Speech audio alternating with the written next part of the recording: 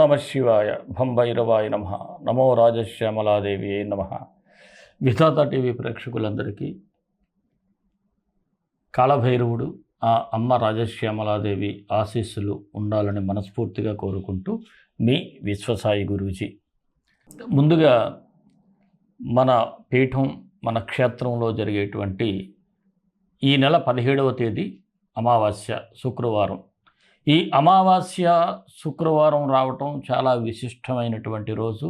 ఆ రోజు ఒక మిరకిల్ మీ జీవితంలో జరగబోతుంది. అలాంటి మిరకిల్ జరగాలంటే దైవశక్తి మీకు తోడుగా ఉండాలి. మీ సంకల్పం నెరవేరాలి అంటే దైవశక్తి అండగా ఉండాలి. అందులో కాళభైరవుడు అంటే కాలానికే అధిపతి కదా. ఇటువంటి కష్టకాలంలో మనకి ఆ భైరవుని యొక్క అండ, ఆ రాజశ్యామలాదేవి యొక్క శుభాశీస్సులు మనకుంటే తప్పకుండా ఇక్కడ మనం అన్నీ సాధించుకోగలుగుతాం. అందుకే అమావాస్య శుక్రవారం రోజు, ఆ రోజు మన పీఠంలో రాజశ్యామల సమేత మహాకాళభైరవ హోమం జరుగుతుంది. అందులో ఎప్పట్లాగే మృత్యుంజయుడికి చేస్తాము. అలాగే కాళభైరవుడితో పాటు భైరవీ మాత, ఎందుకంటే మన క్షేత్రంలో విశేషమైనటువంటి స్వామివారే కాదు, ఇక్కడ అమ్మవారు కూడా కొలువై ఉండటం. అలాగే స్ఫటిక శివలింగేశ్వరుడికి పంచామృత అభిషేకం, ఇలా ఎంతో దివ్యమైనటువంటి కార్యక్రమాన్ని ఆ రోజు మనం చేయబోతున్నాం. ఎవరికైనా మీ జాతకంలో ఎటువంటి దోషాలున్నా, అలాగే మీకు ఏదైనా పనుల్లో ఆటంకం ఉన్నా, వివాహ సమస్యలు, ఉద్యోగ సమస్యలు, విదేశీయానం సంబంధించి కానీ ఏదైనా సమస్యలు ఉన్నట్లయితే సకల సమస్యలకు కూడా ఏకైక పరిష్కారం ఈ హోమం. తప్పకుండా అందరూ కూడా ఈ హోమంలో పరోక్షంగా పాల్గొనండి. ప్రత్యక్షంగా పాల్గొలేకపోయినా పరోక్షంగా పాల్గొని మీరు స్వామివారి ఆశీస్సులు తీసుకుంటే తప్పకుండా మీకు అన్ని పనులు కూడా జరుగుతాయి. అయితే ఎవరైనా హోమంలో పాల్గొనాలి అనుకునే వారికి ఇక్కడ స్క్రీన్ మీద స్క్రోల్ అవుతున్నటువంటి నెంబర్కి వాట్సాప్ మెసేజ్ చేయండి. అమావాస్య హోమం అని చెప్పి వివరాలు తెలియచేయబడతాయి. అలాగే ఈ హోమం అనంతరం మీ గోత్రనామాలతో ఇక్కడ ఏదైతే మేము పూజ ప్రారంభిస్తామో ఆ గోత్రనామాల వీడియో మీకు పంపించబడుతుంది. అలాగే ప్రతి ఒక్కరికి కూడా ప్రసాదం పోస్ట్ ద్వారా మీ ఇంటికి చేరుతుంది. ఇంకా మనం గోసేవ, అనాథ బిడ్డల సేవ చేస్తున్నాం. ఈ సేవలో కూడా మీరు పరోక్షంగా పాల్గొన్నటువంటి అదృష్టం, భాగ్యం కూడా మీకు దక్కుతుంది. మరి రాశిఫలాల్లోకి వెళ్ళిపోదాం. వెళ్ళే ముందు నాకు ఒక చిన్న సహాయం చేయండి. ఏమిటంటే ప్రతి వీడియోను కూడా మీరు ఒక లైక్ చేయండి. అలాగే హైప్ వస్తే హైప్ను కూడా మీరు క్లిక్ చేయండి. అందరికీ షేర్ చేసి మహత్తరమైన కార్యక్రమంలో పాల్గొనడానికి కానీ, ఒక మిమ్మల్ని సపోర్ట్ చేసే ఇటువంటి రాశి ఫలాలు వినటానికి కానీ 10 మందికి షేర్ చేయండి.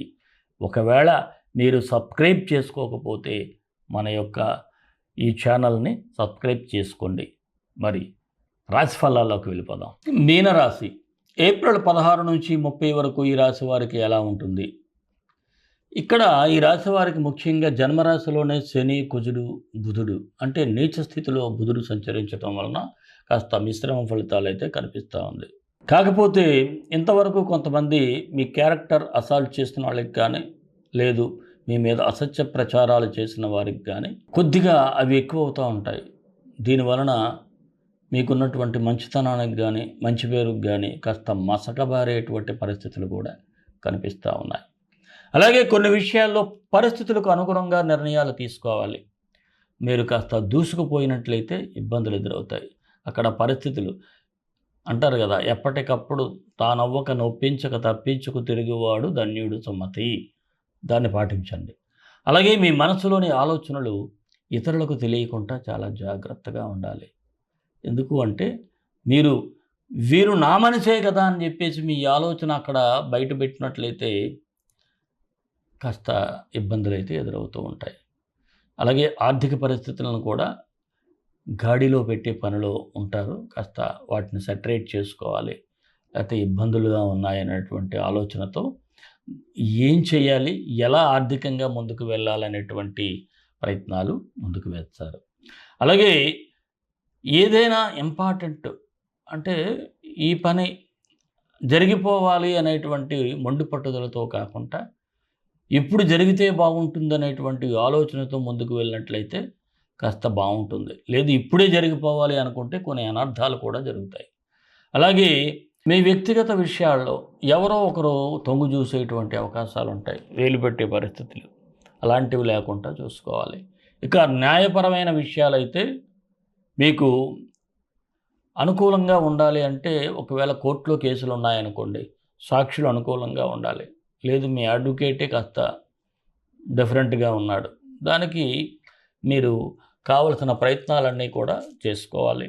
ఇక పాత రుణాలు తీర్చడానికి కొత్త రుణాలు కూడా చేయాల్సిన పరిస్థితులు వస్తాయి, అది రాకుండా చూసుకోవాలి. స్థిరాస్తికి సంబంధించిన అమ్మకాలు కొనుగోలు విషయాలు మాత్రం కాస్త మేలు చేసే సూచనలు అయితే ఉన్నాయి. ఎవరైనా కొనాలనుకున్నా అమ్మాలనుకున్నా బాగానే ఉంటుంది. అలాగే ఇంట్లో వారికి తెలియకుండా కూడా ఒక్కొక్కసారి రహస్యంగా ప్రయాణాలు చేసేటువంటి పరిస్థితి కూడా ఉంటుంది. ఇక వివాహ ప్రయత్నాలు అంత సానుకూలంగా లేవు. విదేశీ ప్రయత్నాలు అనుకునే వారికి మనకి మరి భౌగోళిక పరిస్థితులు సహకరిస్తే అనుకూలంగానే ఉంటుంది. నిరుద్యోగులకైతే కాస్త పాజిటివ్గా ఉంది. ఇక రాజకీయ నాయకులకైతే కొత్త సవాళ్ళు కనిపిస్తూ ఉన్నాయి, రెడీ టు ప్రిపేర్. అలాగే ఉద్యోగస్తులకైతే ఎప్పటిలాగానే యాజ్ యూజువల్గా ఉంటుంది, పెద్ద మార్పులైతే లేవు. అయితే మీ పని కూడా కాస్త ఆలస్యంగా పూర్తి చేసే పరిస్థితులు ఉంటాయి. అధికారులతో మాట్లాడేటప్పుడు కాస్త నిదానంగా వ్యవహరిస్తే మంచిది. కొద్దిగా టంగ్ స్లిప్ అయినట్లయితే అధికారులతో ఇబ్బందులు ఎదురవుతూ ఉంటాయి. ఇక వ్యాపారస్తులకైతే మధ్యస్థంగా ఉంది, స్వల్ప లాభాలే కనిపిస్తూ ఉన్నాయి. కొన్ని అస్థిర నిర్ణయాలు మీరు తీసుకోవటం వలన కూడా వ్యాపారంలో ఒడిదుడుకులు ఎక్కువగా ఉంటాయి. అలాగే నూతన పెట్టుబడులు పెట్టాలి అనుకునే వారికి కూడా ఇది అంత మంచి సమయం కాదు. ఇక భాగస్వామ్య వ్యాపారస్తులకైతే సాధారణంగా ఉంది. ఏ పని చేసినా ఆలోచించి చేయటం మంచిది. షేర్ మార్కెట్ ఎంత దూరంగా ఉంటే అంత మంచిది. మరి కళాకారులకు అవకాశాలు అయితే కనిపిస్తూ ఉన్నాయి. సినిమా, టీవీ, స్టేజ్ కళాకారులకు. ఇక చిరు వ్యాపారస్తులకైతే లాభసాటిగా ఉంది. ఆరోగ్యపరంగా అయితే కాస్త కేర్ తీసుకోవాలి. ఎక్కువగా బ్లడ్ ఇన్ఫెక్షన్స్ కూడా కనిపిస్తూ ఉన్నాయి. ఎక్కువగా మానసిక ఒత్తిడి ఉంటుంది. అలాగే శారీరక శ్రమ కూడా కొన్ని సందర్భాల్లో ఎక్కువ అవుతూ ఉంటుంది, జాగ్రత్తగా ఉండండి. ఇక విద్యార్థులకు చదువుపై ఏకాగ్రత కుదరటం చాలా కష్టం అయ్యే సూచనలు అయితే ఉన్నాయి. ఎందుకంటే మీకు కాన్సన్ట్రేషను పక్క విషయాల మీద వెళ్ళిపోతూ ఉంటుంది. అలా కాకుండా మీరు మెడిటేషన్ చేయటం ద్వారా కాన్సన్ట్రేషన్ నిలబెట్టుకోవచ్చు. అలాగే ప్రేమికులకైతే మీ ప్రయాణం యాజ్ యూజువల్గా జరిగిపోతూ ఉంటుంది. మరి ఈ రాశి వారికి అనుకూలమైన తేదీలు 16, 20, 27. నిదానంగా వ్యవహరించాల్సిన తేదీలు 18, 22, 24. మీనరాశి వారికి మరిన్ని మంచి ఫలితాల కోసం విశ్వగురు సక్సెస్ మంత్రాలు పఠించండి, విజయాలు సాధించండి. ఈ రాశివారు బుధుడు, కుజుడు ఈ 2 గ్రహాలకి గ్రహ గాయత్రి మంత్రాలు చదువుకుంటే సరిపోతుంది. ఓం గజధ్వజాయ విద్మహే సుఖహస్తాయ ధీమహి తన్నో బుధ ప్రచోదయాత్. ఓం అంగారగాయ విద్మహే శక్తిహస్తాయ ధీమహి తన్నో భౌమ ప్రచోదయాత్. ఈ 2 మంత్రాలు డిస్క్రిప్షన్లో ఇస్తున్నాను. ఒక్కొక్కటి 18 సార్లు ఉదయం, 18 సార్లు సాయంత్రం చదువుకొని మీ ఇష్ట దైవాన్ని స్మరించుకుంటూ మీరు ముందుకు వెళ్ళండి. అలాగే జన్మంలో శని సంచారం ఉంది కాబట్టి మీరు శనీశ్వరుడికి గురువైనటువంటి కాలభైరవ దర్శనం అమావాస్య నాడు చేసుకోండి. అవకాశం ఉన్నవారు మాత్రం మన క్షేత్రంలో జరిగేటువంటి ఈ హోమంలో మీరు పరోక్షంగానైనా పాల్గొన్నట్లయితే మీకు ఏదైతే అబ్స్ట్రక్షన్స్ ఉన్నాయో అవన్నీ తొలగి మంచి జరుగుతుంది. అలాగే మన ఇష్టదైవం కాలభైరవుడు, కాలభైరవ గాయత్రి. కాళకాళాయ విద్మహే కాళాతీతాయ ధీమహి తన్నో కాలభైరవ ప్రచోదయాత్. సర్వే జనా సుఖినో భవంతు, లోకా సమస్త సుఖినో భవంతు.